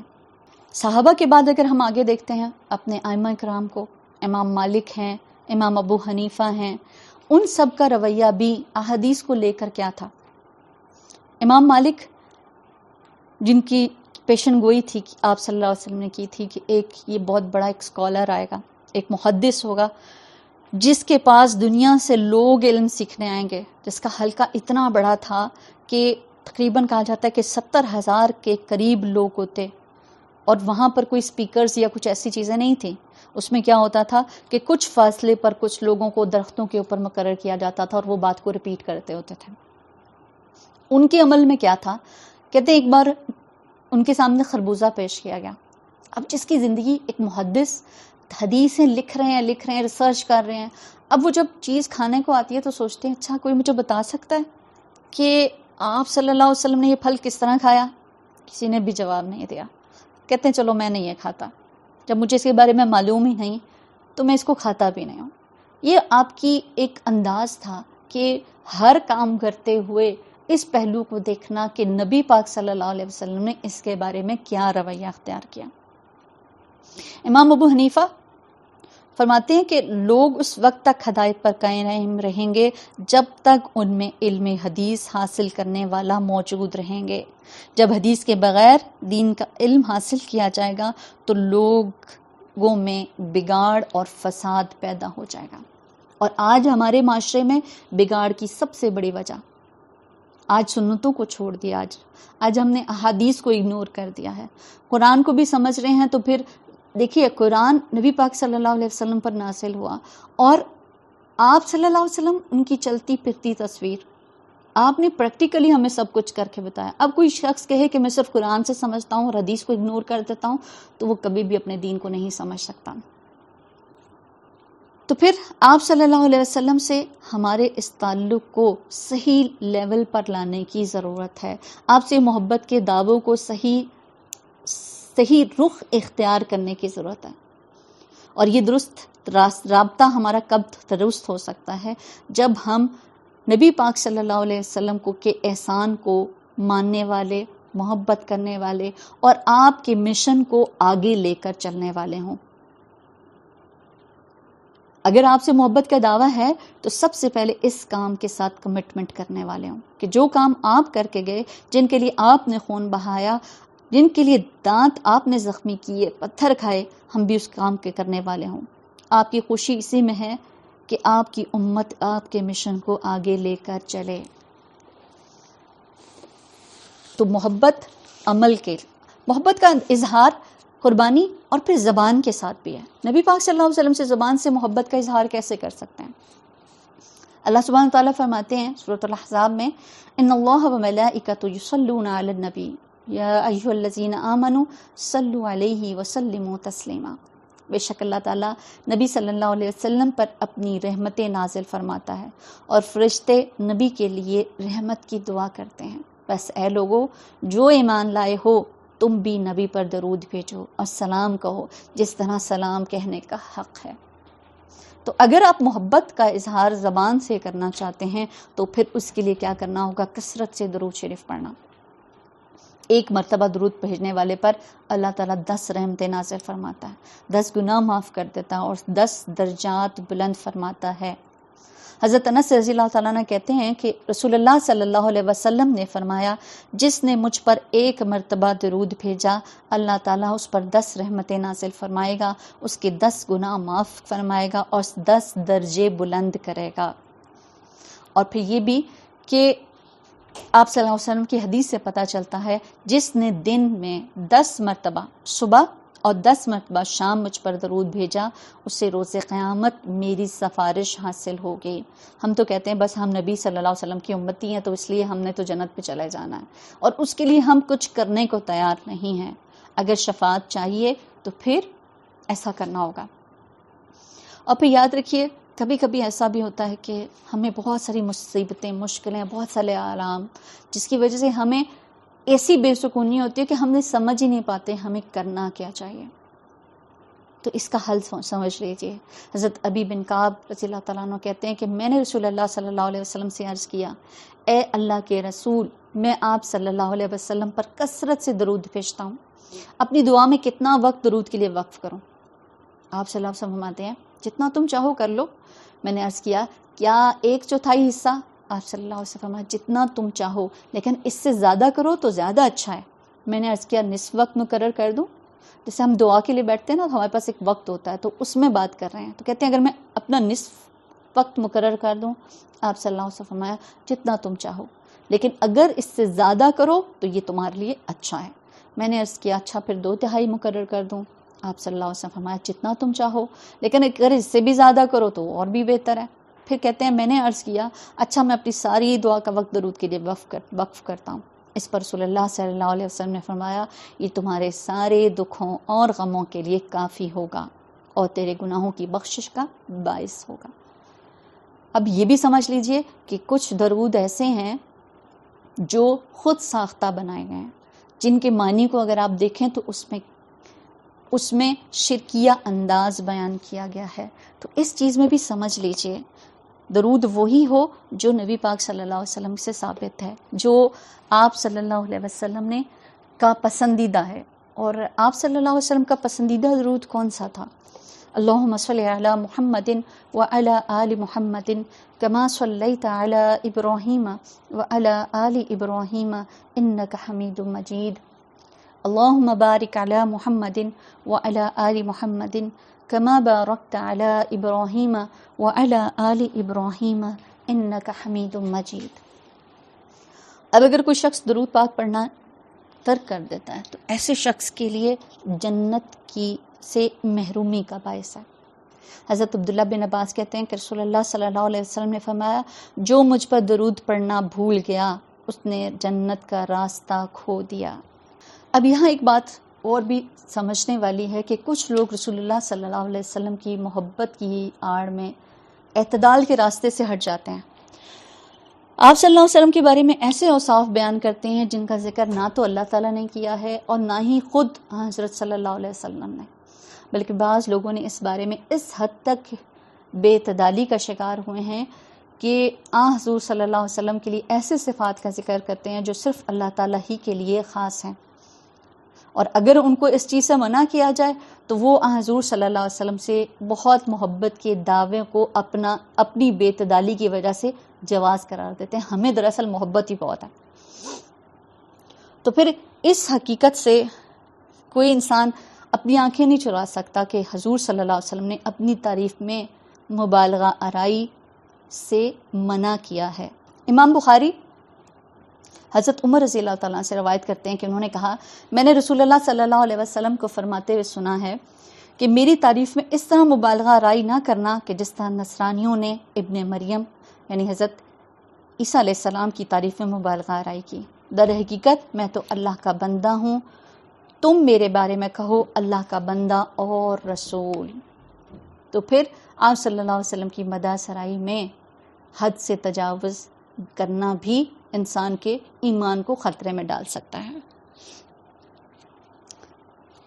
اچھا، اب یہاں تھوڑی سی ہم اس چیز کو بھی ڈسکس کرتے چلیں کہ ہم کہتے ہیں کہ 12 ربیع الاول نبی پاک صلی اللہ علیہ وسلم کی ولادت کا دن ہے. تو اس چیز میں سمجھ لیجئے تھوڑی سی اس حقیقت کو. نبی پاک صلی اللہ علیہ وسلم کی ایک حدیث ملتی ہے کہ ابو ہریرہ رضی اللہ تعالیٰ عنہ روایت کرتے ہیں، اس ذات کی قسم جس کے ہاتھ میں میری جان ہے، تم اپنے سے پہلے گزرے ہوئے لوگوں کی پیروی کرو گے، بالشت بائی بالشت، ہاتھ بائی ہاتھ، بالکل ان کے مطابق زندگی کو گزارنے کی کوشش کرو گے، یہاں تک کہ کوئی گو کی بل میں داخل ہوا تو میری امت میں سے کوئی ایسا آئے گا جو اس کی پیروی میں یہ کام بھی کرے گا. صحابہ نے سوال کیا، اللہ کے رسول آپ اہل کتاب کی بات کر رہے ہیں؟ فرمایا اور کون؟ مسلمان اہل کتاب کی پیروی اور اتباع میں لگ جائیں گے. جیسا آج ہم دیکھتے ہیں کہ عیسائی کرسمس ڈے مناتے ہیں، اسی طرح آج مسلمان بھی نبی پاک صلی اللہ علیہ وسلم کی ولادت کے نام پر عید میلاد النبی منایا جاتا ہے. اور اہل کتاب کی پیروی میں اپنی مواصلت کو چیک کر کے دیکھ لیجئے. عیسائی مذہب میں کسی کو نہیں پتا کہ عیسیٰ علیہ السلام کی ولادت کی تاریخ کون سی ہے. یہی وجہ ہے کہ دنیا میں آپ زیادہ تر دیکھتے ہیں کہ 25 دسمبر کو مناتے ہیں. اگر ان کی مشرقی آرتھوڈاکس کلیسا والوں کو دیکھیں تو وہ 6 جنوری کو، اور کوئی جو ہے وہ 19 جنوری کو مناتے ہیں. تو جس طرح ان کی اس بات میں اختلاف ہے نا کہ عیسیٰ علیہ السلام کی ولادت کی تاریخ کون سی ہے، نبی پاک صلی اللہ علیہ وسلم کی ولادت میں بھی بہت سارے اختلافات پائے جاتے ہیں. احمد رضا خان بریلوی کہتے ہیں کہ آپ کی ولادت 8 ربیع الاول کو ہوئی، اور زیادہ تر قول کیا ہیں 9 ربیع الاول، جبکہ مسلمان کو یہ سوچنا چاہیے، اس بات میں سب کا اتفاق ہے، ہم سب کی سوچنے کی بات ہے، اس بات میں تمام علماء کا اتفاق ہے کہ 12 ربیع الاول نبی پاک صلی اللہ علیہ وسلم کی وفات کا دن تھا. اگر ہم 12 کو یوم ولادت بھی مان لیں تو پھر آپ اس دنیا سے گئے بھی تھے، اس تاریخ سے تھے، تو پھر کسی کے جانے پر کیا ہمیں ایسے خوشیاں منانی چاہیے؟ اور ویسے بھی تو ہمیں حدیث ملتی ہے کہ تمہارے لیے 2 عیدیں مقرر کر دی گئی ہیں، یہ تمہاری خوشی کے دن، عید الفطر اور عید الاضحیٰ. یہ تیسری عید تو ہم نے خود اس کو بنا لیا. اسی طرح اگر ہم دیکھتے ہیں کہ عیسیٰ علیہ السلام کے جانے کے بعد 500 سال تک کرسمس ڈے کا کوئی نام نہیں تھا. 530 عیسوی میں پتہ چلتا ہے کہ سٹارنک ڈائیوینس کچھ نام تھا، ایسا راہب تھا ایک جو ستاروں کا علم رکھتا تھا. اس سے پوچھا گیا کہ عیسیٰ علیہ السلام کی ولادت کا دن بتائیں، اور تاکہ ہم اس کو اپنی خوشی کا دن بنا لیں. اس نے بغیر کسی دلیل، بغیر کسی سوچ کے اس نے 25 دسمبر بتایا. اب 530 سے کرسمس ڈے کا آغاز ہوا، اور عید میلاد النبی کی اگر ہم بات کریں تو 605 ہجری سے پہلے تک عید میلاد النبی کا کوئی نام و نشان نہیں تھا. سب سے پہلے عید میلاد النبی منانے کا آغاز ملک ظفر الدین کوکوپوری نے کیا تھا. یہ شخص 586 ہجری میں اربر شہر کا گورنر مقرر ہوا. اس نے 604 ہجری میں میلاد کا آغاز کیا تھا. اس نے شہر میں پورے چراغاں کیا، ہزاروں دکانیں بند کروائیں، جلوس نکلوائے. تو عیسائیوں نے عیسیٰ علیہ السلام کے جانے کے 530 سال بعد کرسمس ڈے منایا، اور مسلمانوں نے بھی صلی اللہ علیہ وسلم کے جانے کے بعد 593 سال بعد اس بدعت کا آغاز کیا. برصغیر پاک و ہند کی اگر بات کریں تو یہاں کیسے ہوا کہ 1927 کو سب سے پہلے میلاد النبی منایا گیا. محمد عارف راجہ اپنی کتاب تاریخ راولپنڈی تحریک پاکستان کے صفحہ 41 میں لکھتے ہیں کہ راولپنڈی کے مسلم ہندو فسادات سے پہلے میلاد کے جلوس نہیں نکلتے تھے. جب ڈپٹی کمشنر نے جامع مسجد فسادات کی کشیدگی کم کرنے کے لیے ہندو، سکھ اور مسلمان رہنماؤں کے اجلاس کو بلایا، وہاں پر کیا ڈیسیژن ہوا کہ جس طرح ہندو، سکھ اپنے اپنے تہوار مناتے ہیں اور مسجد کے آگے سے گزرتے ہیں، اسی طرح مسلمان بھی جلوس نکالیں اور ہندو اور سکھ کی عبادات گاہوں یعنی ان کے مندروں، ان کی گردواروں کے سامنے سے گزریں. اس طرح مسلمان بھی جلوس نکالنے لگے، اور اس فیصلے کے بعد 1927 کو سب سے پہلے 12 ربیع الاول کو عید میلاد النبی کا پہلا جلوس نکلا جو راولپنڈی سے نکلا. آج ہم میں سے ہر کوئی محبت رسول کا دعویٰ کرتا ہے، حق مصطفیٰ کے نعرے لگاتا ہے، جب حقیقی محبت رسول ہے یہ ہے کہ ہم اپنی زندگیوں کو ان کی بتائی ہوئی تعلیمات کے مطابق کر لیں۔ سیرت النبی میں میرے لیے کیسے اسوہ ہے؟ آپ کی زندگی کے، آپ کی سیرت کے کون سے ایسے پہلو ہیں جن کو مجھے بھی اپنی زندگی میں شامل کرنا ہے؟ تب ہی ہم ان کی ولادت کی خوشی کو صحیح طرح سے منانے کے حقدار ہوں گے۔ یہ کیا ہوا کہ ہم کہتے ہیں ہم چلو چند جھنڈیاں لگا لیں اور پورے سال میں ہم کہتے ہیں ہم نے نبی پاک صلی اللہ علیہ وسلم سے اپنی محبت کا حق ادا کر دیا۔ ایسا کچھ بھی نہیں ہے۔ اچھا، اگر یہ چیز کہ کچھ لوگ کہتے ہیں کہ ربیع الاول عید میلاد النبی منانا جائز ہے، تو پہلا سوال تو یہ کہ 12 ربیع الاول کو عید منانا جائز ہے کہ نہیں؟ آپ سوال پہلا کرتے ہیں۔ رسول اللہ صلی اللہ علیہ وسلم نے اپنی زندگی کے 40 سال بعثت کے پہلے اور اس کے بعد کی 23 سالہ زندگی، آپ کی زندگی میں یہ دن آیا کتنی بار آیا؟ اسی طرح ابوبکر صدیق رضی اللہ تعالیٰ عنہ جب خلیفہ بنتے ہیں، چلیں ہم کہتے ہیں پہلے تو ان کے پاس سیلیبریشن کے لیے کچھ نہیں تھا، اب تو خلیفہ بن گئے، 2 سال تک وہ بھی رہتے ہیں۔ عمر رضی اللہ تعالیٰ عنہ کی دور خلافت آتی ہے، 10 سال ان کے گزر گئے۔ حضرت عثمان رضی اللہ تعالیٰ عنہ کی خلافت، حضرت علی رضی اللہ تعالیٰ عنہ کے داماد تھے، ان کی بہت پیاری بیٹی کے شوہر تھے۔ کسی نے بھی ایسا نہیں کیا کہ نبی پاک صلی اللہ علیہ وسلم کی اس دن کو سیلیبریشن کے طور پر، کچھ دنوں کو ہم مخصوص کر لیتے ہیں نا۔ اچھا، جیسے ہم کہتے ہیں نبی پاک صلی اللہ علیہ وسلم نے، جب کسی نے پوچھا کہ آپ کے لیے سب سے غم، وہ جو وقت انہوں نے جب وہاں سے نکلتے ہیں نا شیب ابی طالب سے، اور اس کے بعد حضرت خدیجہ رضی اللہ تعالیٰ عنہ کی وفات ہوتی ہے، حضرت ابو طالب کی، اور یہ بہت بڑے سپورٹر، بہت بڑا سہارا تھے آپ کے لیے، اس سال کے بارے میں آپ کہتے ہیں یہ میرے لیے ایک عام الحزن تھا، یہ وہ غم کا سال تھا۔ لیکن اس دن کو بھی کبھی آپ نے اپنی زندگی میں اس کے بعد کبھی کہا نہیں یہ سال گزر گیا اب میں اس دن کو مناتا ہوں؟ تو یہ دنوں کو منانا بھی ہمارے اسلام میں اس کا کوئی جواز نہیں ہے۔ جو اصول سال کے بعد ہے وہ ہر روز کے لیے ہے۔ دنوں کو ہم مخصوص کر کے ہم سمجھتے ہیں، ہم اصل میں یہ بھی چیزیں نان مسلمس کی طرف سے ہیں، انہوں نے دنوں کو مخصوص کر دیا، کچھ پیرنٹس ڈے بنا لیا، کچھ بچوں کا دن بنا لیے، کچھ اپنے محبت کرنے والوں کے لیے دن کو مخصوص کر دیا۔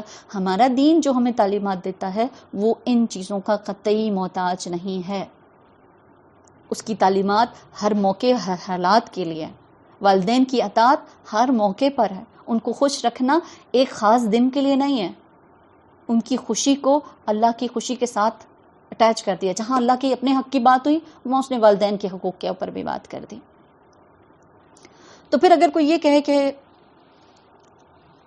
ہماری یہ محبت کچھ بناوٹی محبت نہیں ہے، اگر کوئی اس چیز کو پھر بھی کرنے کو تیار ہے تو پھر اس سے پوچھے یہ برتھ ڈے جو منا رہے ہیں، عید میلاد النبی مناتے ہیں، اچھا آپ بتائیے یہ نیکی ہے یا برائی ہے؟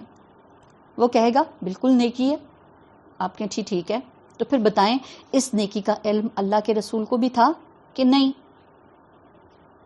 اب کہنے والا یہ تو نہیں کہہ سکتا کہ نہیں تھا، وہ کہے گا ہاں اللہ کے رسول کو بھی نیکی کا پتہ ہے کہ نیکی کیا ہوتی ہے۔ تو پھر تیسرا سوال ہر مسئلے کا حل، اگر اللہ کے رسول کو اس نیکی کا پتہ تھا تو اللہ کے رسول نے اس نیکی کو خود کیوں نہیں کیا اور اس کا حکم کیوں نہیں دیا؟ تینوں قسم کی سنتوں میں اس کو تلاش کر کے دیکھ لیجئے، قولی، فعلی، تقریری، کسی میں بھی ہمیں کوئی ایسا حکم نہیں ملتا۔ اور ہم کہتے ہیں نبی پاک صلی اللہ علیہ وسلم ہمارے لیے نمونہ ہیں۔ کہاں کا نمونہ ہے؟ دنیا کے لیے تو ہیں، اوجی میں ہم ان کو نہیں کر رہے اور کچھ اور چیزوں کو اپنے اوپر لے لیا، تو پھر ہم نے کس کو ترجیح دی ہوئی ہے؟ اچھا جی، اب کہا جا رہا ہے کہ جی ٹھیک ہے، اگر نیکی ہے تو حکم، اگر کہیں حکم نہیں دیا تو پھر بات یہاں ختم ہو جاتی ہے، اور کہے دیا ہے تو پھر بتائیے کوئی ایک حدیث آپ کی 63 سالہ زندگی میں، کوئی ایک سال میں بھی کبھی آپ نے یہ والا کام کیا ہو؟ تو پھر کیوں اپنی زندگیوں میں ایسی چیزوں کو شامل کرتے ہیں کہ جس کے لیے آخرت میں ہمارے لیے سے سوال اٹھے گا کہ جب حوض کوثر کی طرف پانی پلایا جائے گا نا، تو اس وقت میں آپ صلی اللہ علیہ وسلم کی امت آپ کی طرف بڑھے گی۔ آپ صلی اللہ علیہ وسلم نے فرمایا تھا کہ میں اپنی امت کو کیسے پہچانوں گا؟ تو جواب ملا کہ آپ کی امت کے لوگوں کی وضو کے اعضاء جو ہیں نا وہ چمک رہے ہوں گے۔ ان کے وضو کے اعضاء چمک رہے ہوں گے، تو اس کا مطلب ہے امت کی اکثریت نماز تو پڑھ رہی ہوگی، لیکن اس کے ساتھ کچھ ایسے کام کیے ہوں گے کہ ان کے سے فرشتے ان کو آپ صلی اللہ علیہ وسلم سے دور کر رہے ہوں گے۔ آپ صلی اللہ علیہ وسلم فرمائیں کہ کیوں آپ ان کو میرے سے کیوں دور کر رہے ہیں، میری امت ہے۔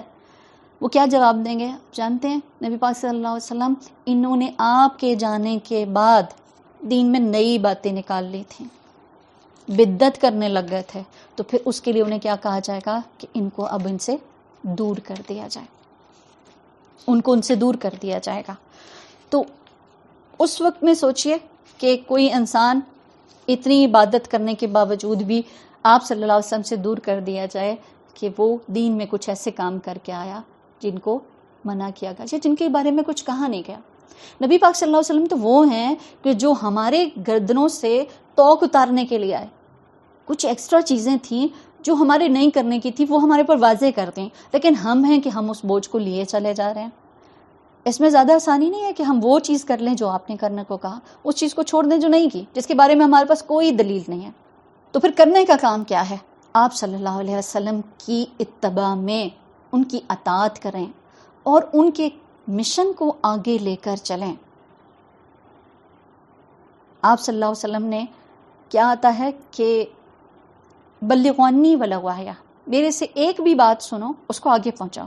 اور پھر آپ صلی اللہ علیہ وسلم نے ایسے شخص کے لیے دعا بھی کی ہے، آپ کو پتہ ہے آپ صلی اللہ علیہ وسلم نے دعا کی ہے اس کے لیے، نظر اللہ امرأ سمع منا حدیثا فبلغہ، اللہ اس کو تر و تازہ رکھے جس نے ہم سے حدیث سنی اور اسے جوں کا تو آگے پہنچا دیا۔ آپ صلی اللہ علیہ وسلم نے اپنے کام کو پہنچانے، اپنے مشن کو پورا کرنے کے لیے اسلام کی راہ میں کتنی تکلیفیں اٹھائیں۔ آپ سوچیں ہم اس کو اگر اس کے اوپر بحث کریں، اس پر بات کریں، تو شاید ہمارا کتنا وقت اس میں گزر جائے۔ اسلام کی راہ میں آپ کی بیٹیوں کو بھی طلاق ہوئی نا، کہ آپ اسلام کو چھوڑ دیں۔ اسلام کی راہ میں آپ 3 سال تک شعیب ابی طالب میں محصور رہے، کیسی کیسی تکلیفیں اور اذیتیں نہیں پہنچائیں، لیکن ہم ان کے ساتھ ہمارا رویہ، حضرت عائشہ رضی اللہ عنہا روایت کرتی ہیں کہ نبی صلی اللہ علیہ وسلم سجدے میں جاتے اتنا روتے کہ ایسی آواز آتی جیسے ہانڈی کے ابلنے کی آواز ہوتی۔ ایک بار نماز میں بہت روئے، بار بار یہ آیت پڑھتے جا رہے تھے، ان تعذبہم فانہم عبادک وان تغفر لہم فانک انت العزیز الحکیم، اے اللہ اگر تو انہیں عذاب دے تو وہ تیرے بندے ہیں، اور اگر معاف کر دے تو تو غالب اور دانا ہے۔ یہ کس کے لیے رو رہے تھے؟ یہ میرے اور آپ کے لیے تھے۔ پھر سلام پھیر کر یہی دعا کرتے تھے، یا رب امتی، یا رب امتی۔ اللہ تعالیٰ نے جبرائیل علیہ السلام کو حکم دے دیا، جاؤ جا کر دیکھو میرے رسول کیا چاہتے ہیں، کہ وہ کیوں ایسے رو رہے ہیں۔ جب انہوں نے جواب میں ان سے وجہ پوچھی تو انہوں نے فرمایا، ہم آپ کو اور آپ کی امت کے بارے میں آپ کو خوش کر دیں گے، آپ پریشان نہ ہوں۔ اور نبی پاک صلی اللہ علیہ وسلم تو وہ ہیں کہ جنہوں نے اپنی زندگی بھی جب اس میں کہ کھپا دی، آخرت میں بھی جب پوچھا گیا کہ آپ ہمیں قیامت کے دن کہاں ملیں گے، تو آپ کو پتہ ہے کیا جواب دیا تھا نبی پاک صلی اللہ علیہ وسلم سے؟ ہم نے فرمایا 3 جگہیں ایسی ہیں نا کہ یہ 3 جگہیں میری امت کے لیے بڑی مشکل کے وقت ہیں، تم مجھے ان 3 جگہوں کے علاوہ کہیں نہیں پاؤ گے۔ وہ 3 جگہیں کیا ہیں؟ میزان پر، جہاں میری امت کے اعمال تولے جا رہے ہوں گے، پولیس رات پر، بال سے زیادہ باریک، تلوار سے زیادہ تیز، اپنی امت کے لیے دعا کروں گا، حوض کوثر پر۔ تو ان 3 جگہوں کے علاوہ تم مجھے کہیں نہیں پاؤ گے، میری امت تھکی بھی آئے گی نا، میں ان کو پانی پلاؤں گا۔ تو وہ نبی جس نے اپنی زندگی ہمارے لیے گزار دی، آخرت میں بھی اس کو یہی فکر، ہماری شفاعت کے لیے وہ کھڑے ہوں گے، تو پھر کیا ہمیں ابھی بھی شک ہے کہ نبی پاک صلی اللہ علیہ وسلم کے حکم ہمارے لیے کسی فائدہ مند نہیں بلکہ ہمیں نقصان پہنچانے والے ہیں، یا ہمیں اعتماد میں بھی کہیں کمی ہے؟ پھر کیوں نہیں ہم اپنے آپ کو ان کے حوالے کر دیتے؟ کیوں ہم اپنی زندگیاں ان کے مطابق گزارتے؟ یقین کریے اسی میں ہی فلاح ہے، اسی میں ہی فلاح ہے۔ جو شروع میں بھی ہم نے آیت پڑھی تھی نا کہ فالذین آمنوا بہ وعزروہ ونصروہ واتبعوا النور الذی انزل معہ اولئک ھم المفلحون، وہی لوگ فلاح پانے والے ہیں۔ تو یہ یوں سمجھ لیجئے ہمیں ایک پوری ایک ڈیٹیل دے دی گئی ہے نجات کی، اگر بچنا چاہتے ہیں۔ یہ دنیا جس کے ہم کل بھی پڑھ رہے تھے کہ انسان قیامت کے دن اس کے سے جب پوچھا جائے گا کہ دنیا میں کتنا وقت گزار کے آئے ہو، تو وہ کہے گا دن کا کچھ حصہ، دن کا کچھ حصہ۔ تو پھر اس دن کے کچھ حصہ جو وہاں پر آخرت کے مقابلے میں ہمیں نظر آئے گا، اس کے لیے ہم اپنی دنیا کو بھی، اپنی زندگی کو بھی اور اپنی آخرت کو فنا کرنے کے لیے کیوں تیار ہیں؟ کیوں ہم اپنی خواہشات پر کنٹرول نہیں کر پاتے؟ کیوں ہم اپنی بات کو نبی کی بات پر ترجیح دیتے ہیں؟ جبکہ اسلاف تو کہتے ہیں اگر میری بات کے مقابلے میں نبی پاک صلی اللہ علیہ وسلم کی بات ملتی ہے تو میری بات کو دیوار پر دے مارو۔ اس لیے کبھی بھی کوئی حکم آئے تو اس کو کبھی ایسے کہہ کر اگنور نہ کیجیے گا کہ اچھا دیکھیں گے، یہ بات ابھی تو میری سمجھ میں نہیں سمجھ آ رہی، تو اس کو خاموشی کے ساتھ کچھ اس کے اوپر کام کر لیں، سوچیں مجھے اس حدیث کو، اس بات کے بارے میں تحقیق کرنی ہے کہ یہ بات ٹھیک ہے یا نہیں ٹھیک ہے، لیکن کوئی ایسی بات اپنے منہ سے نہ نکالیں جو اللہ کو ناراض کر دینے والی ہو۔ نبی پاک صلی اللہ علیہ وسلم کی تعظیم، ان کی عظمت کے بارے میں ہم امیجن نہیں کر سکتے کہ کیا کہا گیا ہے کہ ایسے اونچا نہ بولو کہ کہیں تمہارے اعمال ضائع ہو جائیں۔ تو بعض اوقات ہم ایسے کام کر جاتے ہیں انجانے میں کہ جو اپنے اعمال کو ہم خود اپنے ہاتھوں برباد کرنے والے ہو جاتے ہیں۔ نبی پاک صلی اللہ علیہ وسلم تو وہ ہیں کہ شیخ سعدی کہتے ہیں اے محمد آپ کی ثنا جیسے حق ہے ویسے ہو ہی نہیں سکتی، بس ہم یہ جانتے ہیں کہ اللہ کے بعد آپ کا مقام ہے۔ تو پھر اس چیز کو سمجھ لیجئے، اللہ کے بعد نبی پاک صلی اللہ علیہ وسلم کا مقام ہے۔ اللہ تعالیٰ ہم سب کو توفیق دے نبی پاک صلی اللہ علیہ وسلم کی حیثیت، ان کی اہمیت کو سمجھنے، ان سے محبت کا حق ادا کرنے اور ان کی اطاعت کرنے کی۔ ٹھیک ہے جناب، اللہ تعالیٰ ہم سب کو توفیق دے نبی پاک صلی اللہ علیہ وسلم کی سیرت کے مطابق چلنے کی، ان سے محبت کے حق ادا کرنے کی اور ان کے پیغام کو آگے پہنچانے کی۔ سبحانک اللہم و بحمدک، نشہد ان لا الہ الا انت، نستغفرک و نتوب الیک۔ اللہم صلی علی محمد، سبحان ربک رب العزۃ عما یصفون وسلام علی المرسلین والحمد للہ رب العالمین۔ السلام علیکم ورحمۃ اللہ وبرکاتہ۔